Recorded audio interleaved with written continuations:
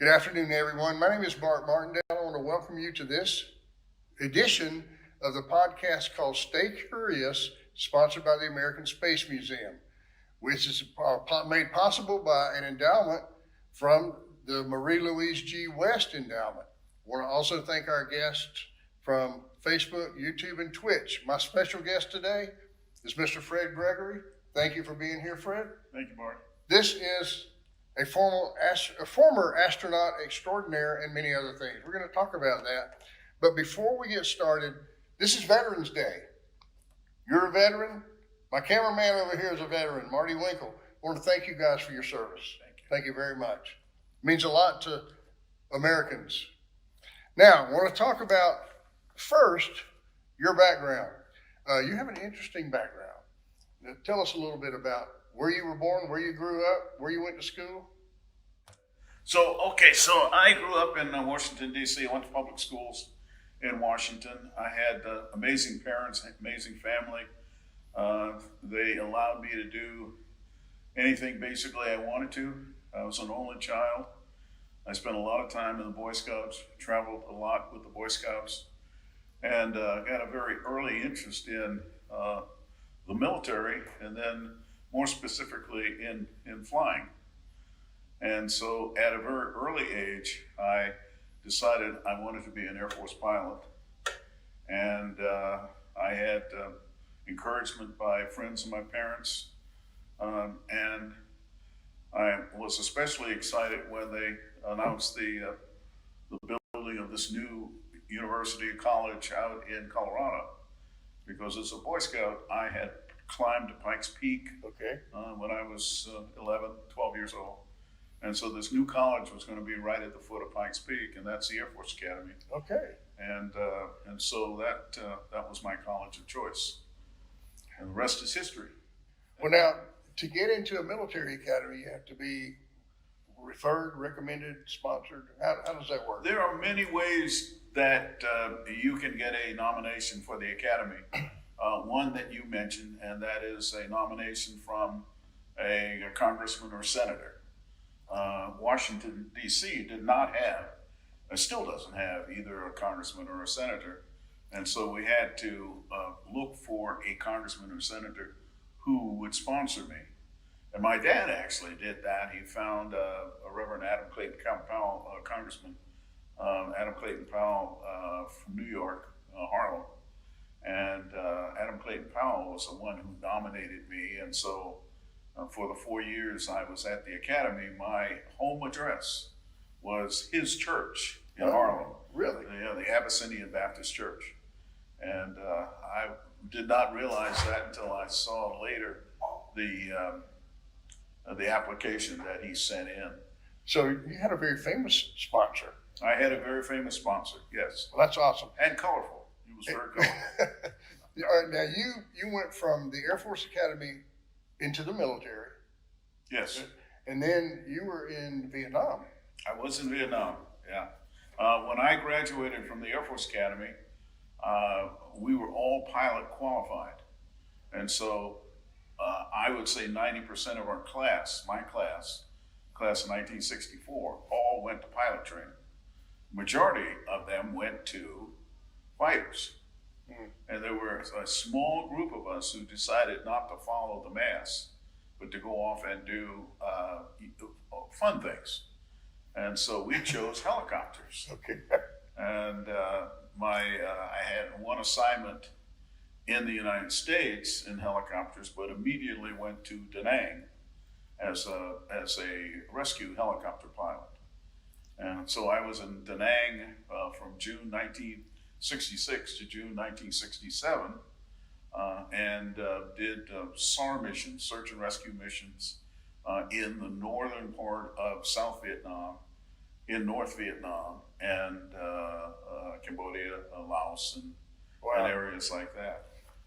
I flew a very interesting helicopter. It was called an HH-43. Its call sign was Pedro, and it had no tail rotor. It was a very interesting airplane. Didn't go very fast, but we were there before the Jolly Green Giants arrived, which was a Sikorsky H-3. And so it was a fascinating, but I went to sleep every night with a smile on my face because my job was to save people. Right. And so that gave me a lot of satisfaction. Well, now I read that how many missions did you fly? About maybe 550. That's what I had heard. Yeah, a large number of missions. Yeah. That's a lot for 1 year. Uh, And it's sort of you said you decided to do something that was going to be fun, and that is fly helicopters. Yeah. That sounds like the opposite of fun. No, it was fun. Well, I really enjoyed my time. So after you came out or came away from Vietnam, what was your military career like after that? When I left Vietnam, I went to Whiteman Air Force Base in just to the east of Kansas City, and they had the Minutemen missiles there.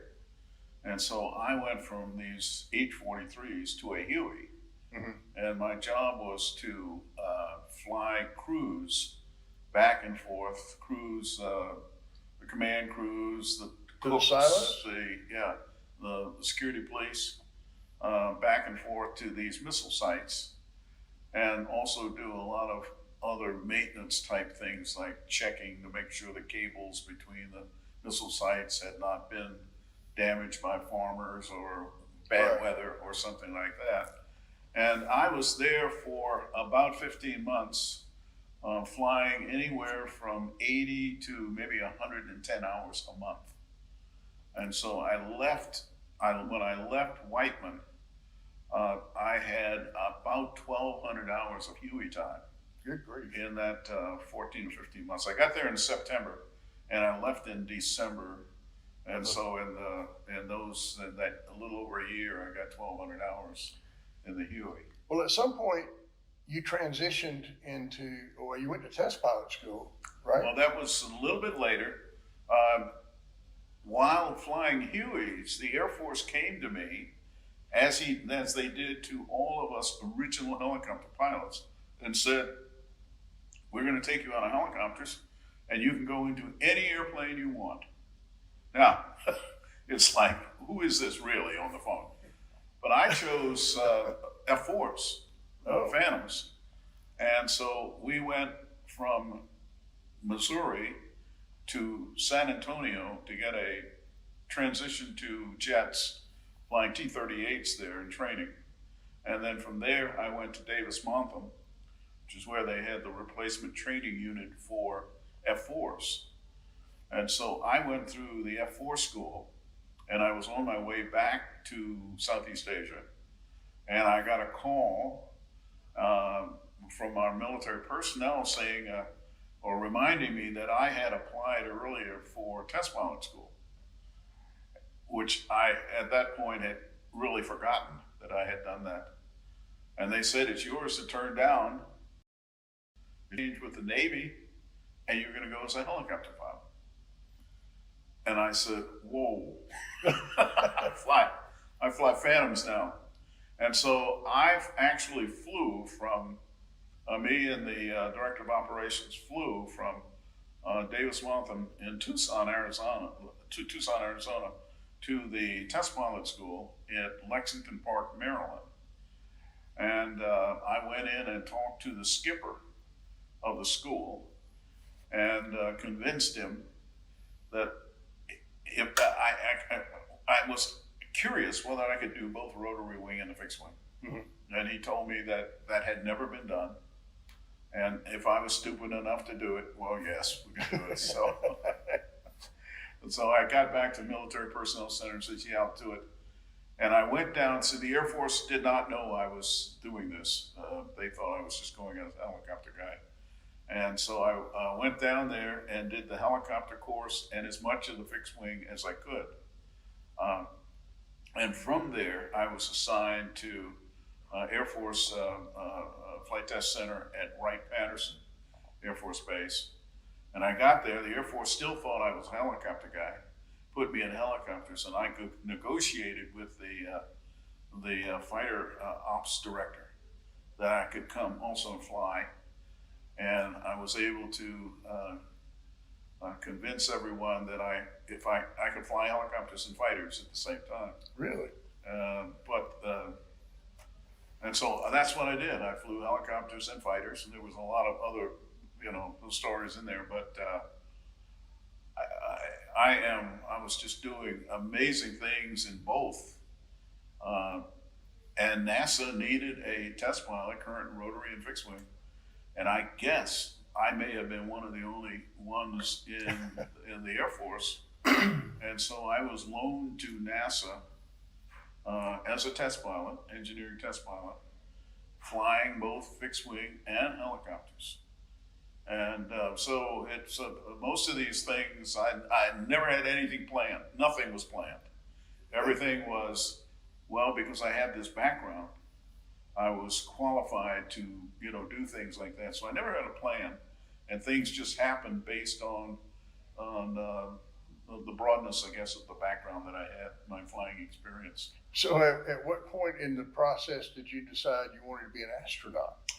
Well, that wasn't one of the things that I decided when I came back from Vietnam was whatever I did, I had to have fun doing it, and I had to make a contribution.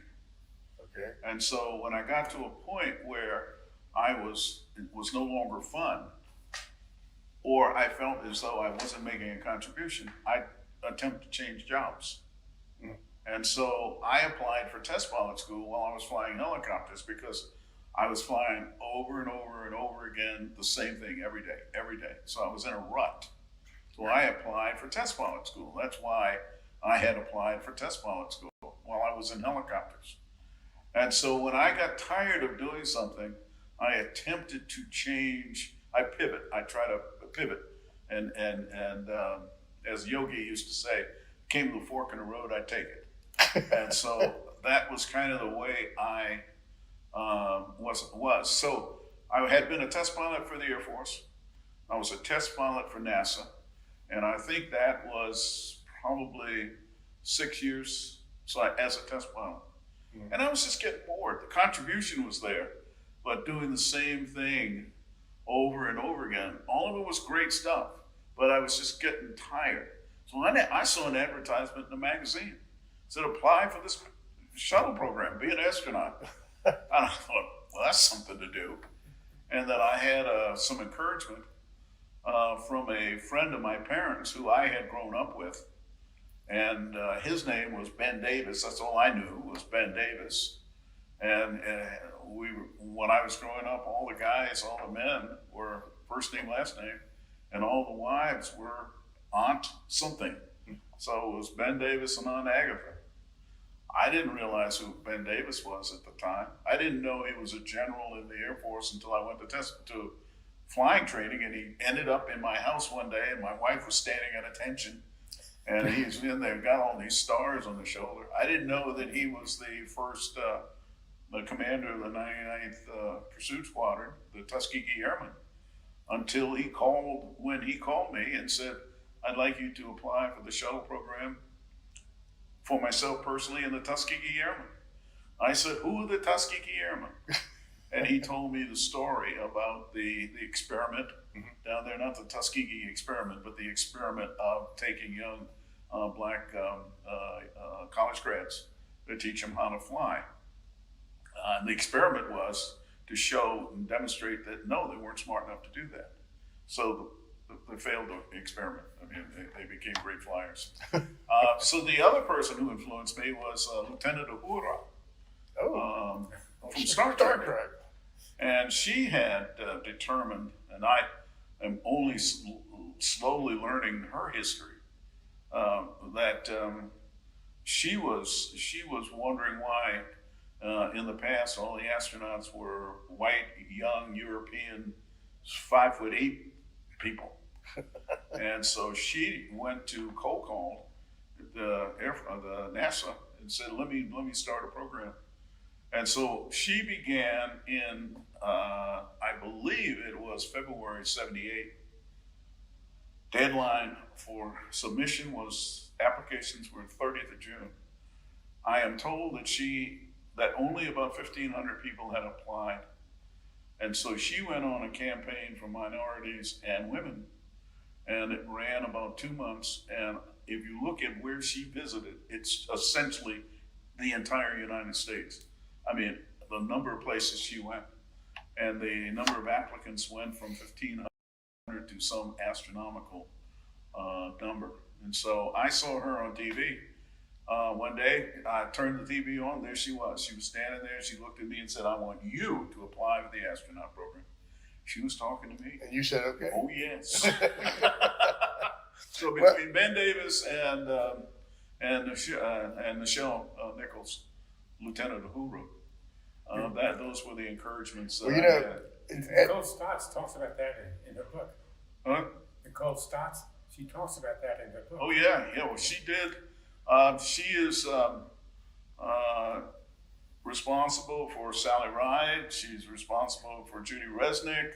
And you just go down the list. I mean, these were folks who had never really even considered the astronaut program until Nichelle hit them. Was she out at Kennedy Space Center Visitor Complex? There are photos of her on some of the walls out there. There is also now a movie called Women in Motion that had its premiere in Orlando at that outdoor theater. I didn't know that. Yeah, in February, March of 2021. Well, you became an astronaut in '78. Became one in '78. Yes. And I have a photo here that I want to show. That I have. You and I've talked about this photo before. Yeah. Okay, this you just sagged us into this photo with your Lieutenant Uhuru conversation. Tell me about these guys. I know you.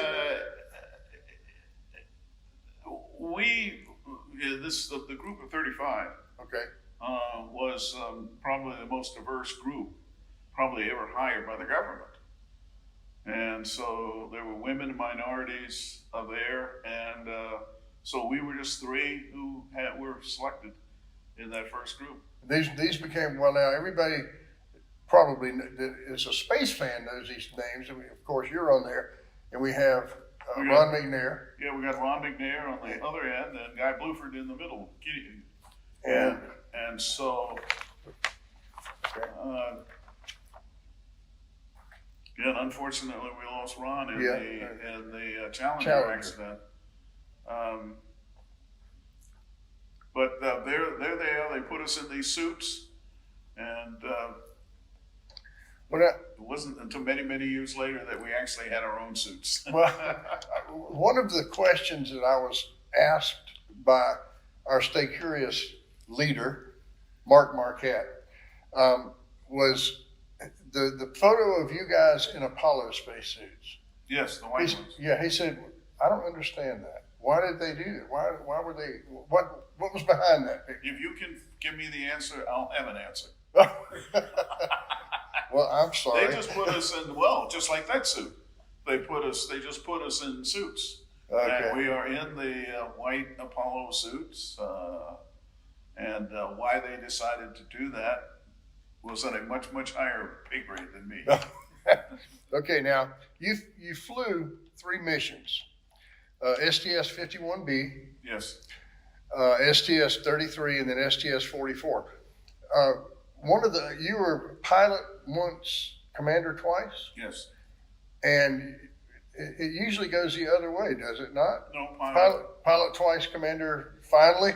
Well, I, again, don't know how they made those decisions, but it was quite possible for pilots to actually start their first mission as a mission specialist, and then pilot, and then commander. And then there was also the pilot commander, or the pilot commander. And I just happened to be in that latter category, but I'm certain that there must have been some set of guidelines that had been used or were used when they were. Again, it's a higher pay grade. Much higher pay grade. Okay, can you tell us just a little bit about each of those missions that would be, specific to that mission, like 51B, that was the first one, right? 51B was my first one. It was on the Orbiter Challenger. and Bob Overmeyer, Marine, was the commander of it. It was pretty unique because we had a laboratory in the space in the payload bay, and in that laboratory, we conducted 24-hour-a-day missions, science experiments. And so we actually shifted. We had two shifts.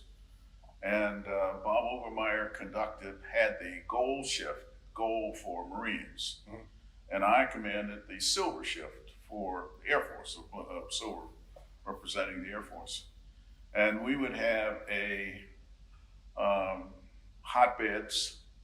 And so you'd have one shift that would work, the other was sleeping. And then we would flip.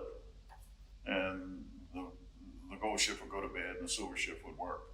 And so there was 24-hour continuous operations within the space lab. And Bob Overmeyer and I were responsible for the orbiter to assure that the orbiter continued to give the support necessary to the space lab so that the experiments could be done. So the space lab was in the payload bay? It was in the payload bay, yes. Built by the Europeans and connected to the orbiter, the crew module, by a long tunnel. Okay. Came through where the airlock is in that area. So it was a unique, non-typical shuttle mission. Was it the first of that kind? No, it wasn't. It wasn't the first. We were Space Lab 3, but we actually flew before Space Lab 2. Oh. And so there was at least one before us. Honestly, I can't remember whether, there were other iterations of that. But it was unique because it was 24-hour. The other two that I flew on, I can tell you about the third one, was a single shift. And I can't tell you a thing about the middle one, which was highly classified even to this day. Really? Yes. Okay. Well, then I won't ask. But now you were commander on the second and third mission. I was. You were the first African American commander. Am I right? First commander with African lineage, yes. Okay. Yeah. Well, okay. So, did I say that wrong? Yeah. I'm sorry. Well, then, forgive me. Forgive me. No, I have, and I say that because in my DNA, I have 14 areas that I am from. Really? Yeah. Well. And so I can't pick out one and say that was my favorite. Okay. Well, then I apologize if I made your fault. No, that's okay. Everybody does. After you retired from the astronaut corps, Right. you still stayed with NASA. I did. You yes. worked in administration for a while? I ran the safety and mission assurance for the agency, for the entire agency, for 8 years at the NASA headquarters In Washington, D.C. And then from there, I became the associate administrator for all of human spaceflight. Wow. So that was shuttle, station, launch vehicles, communication, and advanced programs. So I had all of that. And then from there, I became the deputy administrator. And so I was like You were the vice president. Yeah, I was the vice president, but I also was the lead U.S. representative and during our negotiations for the space station. So that my delegation, I had a U.S. delegation, and we met with the Japanese, the Canadians, the European Space Agency, and Russia. And so a good amount of my time was concerned with creating that coalition in the early days. But I also did a lot of things. I was just the deputy for operations for the agency, and it was fun. It was a lot of work. Part I hated was going to Congress and testifying. I can imagine. Wishing that we could get something guaranteed for 5 years or 10 years, but every year you had to negotiate for next year's budget, and that was the most frustrating part about the entire period of time. Well, you obviously did an outstanding job with building that coalition, or assisting in building it. It's working extremely well, and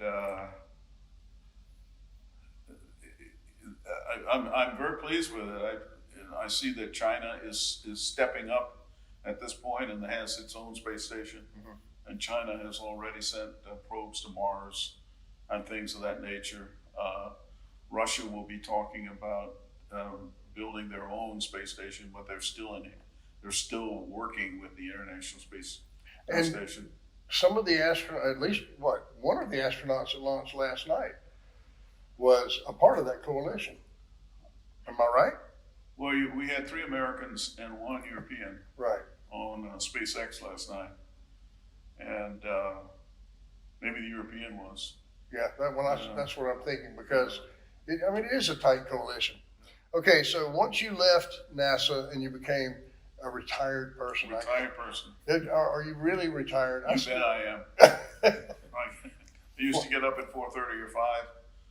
They told me all my life it was that time, and they told me that when I retired I'd do the same thing. And you did? The next morning I woke up at 9 and have not gotten up earlier than 9 since then. So, all right. So when I retired, I retired. What are your current activities though? Well, I didn't do anything that had pay associated with it. And so I only enjoy doing things, and I only do things I enjoy doing. And so I do the nonprofits, and they're primarily, all of them are aerospace at this point. And so things like the Astronaut Hall of Fame, Astronaut Scholarship Foundation, being a kind of a docent at the Visitor Center at Kennedy are the things that I really enjoy. But I'm also on the boards of the National Museum for the Air Force, which is the Air Force Museum as we knew it up in Dayton, Ohio, the National Aviation Hall of Fame, World War II Foundation. There's a World War II Foundation. And so those are my interests. So you relatively retired. You're still very busy. I'm busy, all volunteer, all on my own schedule, and only things that I enjoy doing. And you mentioned, you are a frequent visitor or astronaut of the day at the Kennedy Space Center. Absolutely. That's how you and I know each other. Yeah. And I didn't mention earlier in this podcast that the reason you're here today is because the Astronaut Hall of Fame induction is happening this weekend. That's exactly. And you want to tell us a little bit about your involvement in that? I see this shirt you have on the Astronaut Scholarship. Well, it's there are 2 different activities. One is the Astronaut Hall of Fame. The other one is the Scholarship Foundation. And there is a connection only in personnel and convenience. Mm-hmm. But the Scholarship Foundation acknowledges that there are young undergraduate students who have excellent potential to make major contributions to our United States. And since they're all U.S. students who we're talking about, so we'll say for the benefit of the United States, but for the good of the world. And so we have a competition. Each year we have about 35 universities and maybe a fewer universities, maybe 30 universities, but we give about 40 scholarships. And those scholarships, each scholarship is about $15,000. Oh. And so there is a board that decides who these scholars will be. And what I like to do is go to the university and actually make the presentation. Oh. And so For all of them? No, we don't do them all. Obviously COVID has kind of shut us down, but we're beginning now to make presentations. I gave one at the University of Central Florida about a month ago. Next week I'm going to Tucson, make a presentation at the University of Arizona. We've done Purdue, we've got a couple of universities in Colorado that, so I think we're only making presentations of 6 or 8 this year. But that's the part I enjoy. It's the human to human interaction between yourself and the Right. student. So that's what the Scholarship Foundation is. The Hall of Fame is just a recognition and acknowledgement of astronauts who've done above and beyond just the normal job of being an astronaut. And so we are actually celebrating the 2020 selection because we're not able to make that presentation last year. And so the 3 who will be acknowledged Saturday night coming up were the ones selected for in 2020. And we will have another presentation in May. We skipped 2021. Okay. The year didn't exist. And so we're not, really didn't. In May, we're in the selection process now for the class of 2022. Okay. And that presentation will be as we have done it in the past in May. Okay. So that's what that activity is. They're 2 separate activities, but we just kind of combine them for convenience. Well, and you know, it's always exciting to me to go and see, and you know, of course, Fred is a Hall of Fame member here. So you were inducted what year? 2004, maybe? 2004, 2005. Sounds right. A while ago. So you will be. Are you doing a part of the ceremony? Well, not the ceremony, at the gala. That's. I am known here as the overflow guy. I'm the Which overflow means? guy.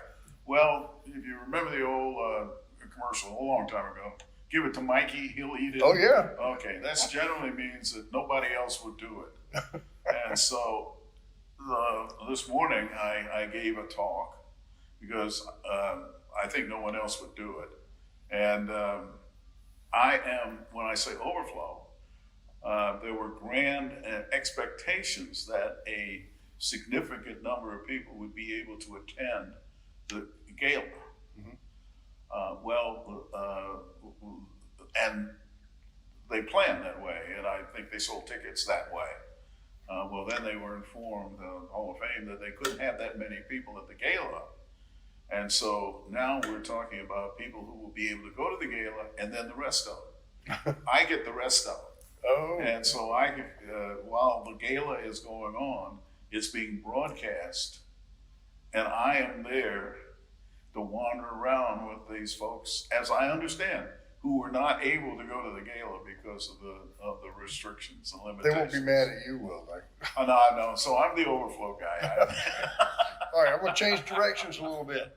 I am the proud owner of this book. I'm going to let Mr. Marty zoom in on it. You want to tell us about this book? Did I sign this? Yes, you did. I did. I have one of the things I've done in my career is to mentor. And I have mentored about 40 or 50 kids, all Air Force Academy. And I've started with them when they were freshmen or sophomores and essentially stayed with them for life. Colonel Cosby's is one of those that I picked up when he was very young. I think he is in the back in the class in the 70s, and had an excellent Air Force career. And he calls me Dad. And so his wife, Rick, and his wife Charlotte decided to write a book about me, and that's why it's called Dad's Mission. And in it, he has gathered a lot of photographs and stories and put it in there. Now, Rick has a daughter who is a sophomore at the Air Force Academy, and at this point, we have another. His son, I think he's in the application process right now. For the Air Force For Academy? the Air Force Academy. And so the school, the Air Force Academy, has become kind of like a family school for us. I call it our community college Right. because I've got, I have 2 grandkids that graduated. From And, there? From there, and I have one who's presently there. So I have two. One graduated in 2011. His sister graduated in 2012, and then I have a granddaughter who's there in the class of 2022. And so Rick has got kids out there, and I think many of my classmates have kids or grandkids. That's awesome. Who go to the school. Well, I highly recommend. This book is fun. This is a fun book. I mean, I'm a proud owner of it. But you're talking about the Air Force Academy. Excuse me. I was looking at a list of the awards that you've received in your career, and it's a huge list. I stopped counting at about 40. But one of the big things to me, other than the Hall of Fame induction, which I think is a really big thing, is recently, this year, you had a building at your community college, the Air Force Academy. Used to be called the Consolidated Education and Training Facility, and now it's called the Gregory Hall. Gregory Hall. I don't know anybody that had a building named after them anywhere, especially at one of the military academies. And that's quite an honor, is it not? And a shock. Was it? And they will soon recognize they made a mistake. No. I'm sure that's not true. We had, I had never been in the building. The building had been built well after I graduated. But when I went to the academy, there were only 2,000 students there. And I don't know whether that's what they intended for it to be forever, but Naval Academy and West Point both had about 4,000 students. And so sometime maybe in the 70s, they decided to up the academy to about 4,000, which meant that they needed to build new facilities. We had one dormitory, they had to build a second dormitory, and that's named for Lance Sargent, who was our only Medal of Honor winner from the academy. The academic building had to be expanded, which it did. But then they needed one additional building. And so that building was they called it the annex. They called it the Astro building. Overflow. But in it, Overflow building. Overflow. And in it, they teach civil and environmental engineering, astro, chemistry, and biology. So it's a STEM. It's an engineering building, engineering science building. And the first time the superintendent called me in February, and when he called me, I knew I was in trouble when he called me the Honorable, which was my title at NASA. And I had no idea why he was calling. And he said, "We're naming a building after you." And it's like, okay, who is this? But they announced it in February, and the actual dedication was in September, on the 15th of September, 2021. And So it just happened recently. just happened, and that was the first time I'd ever seen the building when I went, and lots of friends. The attendance far exceeded what they anticipated or which they originally had planned. And just look out in the audience, and there were my class of 64. There were 64 of my classmates out in the audience, plus a wide variety of others, of members of the Shepherd family and Really? Cooper. Shepherd family, and we'll edit all that. I can't remember because I couldn't really see them. Members of the Tuskegee Airmen Oh yeah. were there. It was just a grand day. All I ended up with a dinner at the superintendent's evening that evening. And we're talking, my son was there, and we're just talking, and then I'm thinking, because General Clark is a football player from the academy I had met when he was 19, when he was a student. And then he was a commandant of cadets when my first set of grandkids were there. And now he's a superintendent with another grandkid there.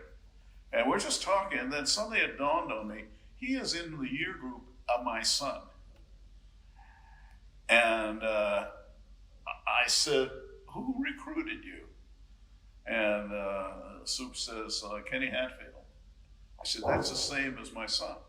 Kenny Hatfield had recruited him also. When would you have entered? He says, 82. That's when my son would have entered. Graduated in 86. So he and my son were contemporaries. Wow. And here I'm looking at a 3-star lieutenant general at this point. My son decided to go to Stanford instead of the Air Force Academy. But his 2 kids went to the Air Force Academy. Well, that's okay. That's an impressive story. I'm going to change it completely 180 degrees, okay? Because we're getting close to the end of our podcast. And my favorite story that I've heard you tell is about Fat Albert. Fat Albert. Fat Albert. Yeah, that could only be our Alligator. In the prior to the first launch, SDS-1, because we really did not know whether we were going to be successful with the space shuttle. Mm-hmm. We were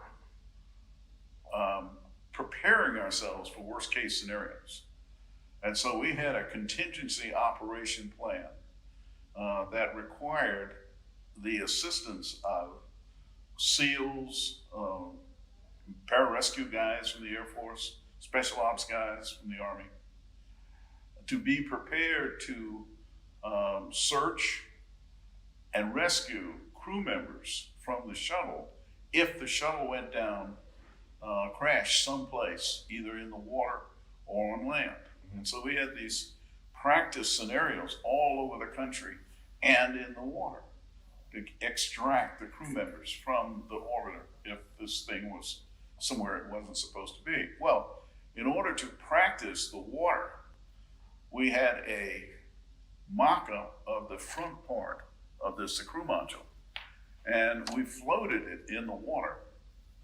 And there was a pond on the Kennedy Space Center that this thing was in. And we had all of these very macho SEALs and PJs and things right here who, ate food, things like that. But in that pond was an alligator, and everybody called Fat Albert. And they estimated by the girth that it was a 15-footer. But people would go out and feed it, and it was just a lovely alligator that kind of lay on the shore. But he wasn't. So we had this device out in the water, this mock-up. And I thought it'd be appropriate for these macho guys, high testosterone, to understand how you work with an alligator in the water, because they didn't much care about the alligator. And so there was a former trapper, illegal trapper, who was now part of the Florida wildlife. He was a warden. Mm-hmm. And I invited, his name was Trapper John. Let's call him Trapper John. Invited him out to talk to these guys. And so it was lunchtime. I'm in there. These guys are just feeding their face. And I introduced Trapper John, who was going to then give a dissertation on alligators. These guys didn't care. And so he started it as when the alligator grabs your left arm, it rotates counterclockwise until the arm separates. At which time food came out of the mouths of all of these guys. And we got their attention. And with no prompting, they voted they were not going to go in the water with Fat Albert. And so the thing was now how you get rid of Fat Albert. Apparently they had taken him out earlier at a distant location, but it found its way back. So this was his pond. And so Trapper John came out. We hired him to come out with his buddy No Talk and Trapper John. And they came out with a empty gallon milk carton, 25-pound turkey, and a string. They had a pram with about a 10 horsepower engine on the back. They throw this thing out in the water, and they said, we'll know when the alligator has the turkey. And sure enough, it was at the same time as Jaws. This gallon starts moving across the water, and Trapper John says, we got it. They get in their pram and hit out where this is. They had a fishing rod with barb, a hook on it, threw it out. Alligator rolls himself up in it. Then he throw out an anchor, a treble, and with a line on it. He just rolls up on that. So now they've got him, and he's at the bottom of the pond, and they begin pulling. And they're pulling, the two of them, and we're watching them from the shore. Suddenly the rope goes loose. Then within a second, out of the water comes the alligator, looking at Trapper John and No Talk. Bites the boat. goes back down. These guys' eyes are now like this. The SEALs? Yeah, no, the Trapper John Okay. and, the SEALs and all those guys weren't there then. This was Okay. just a small NASA contingent. And so, as he's over in the boat, his eyes are really big, and he says, okay, we got him. And apparently when he came up, he got all this air in him. And so now he's more buoyant, and he can't stay at the bottom. And so he comes, they start the engine, and they come to the shore, and we pull him up onto the shore. And we had him under a shell and a half and a hose that could wet him down. And then one of them gets on top of him, puts a 4x4 down his back, but it gets on his head, and it's still about this far. I mean, the pole comes here, but the snoot's down here.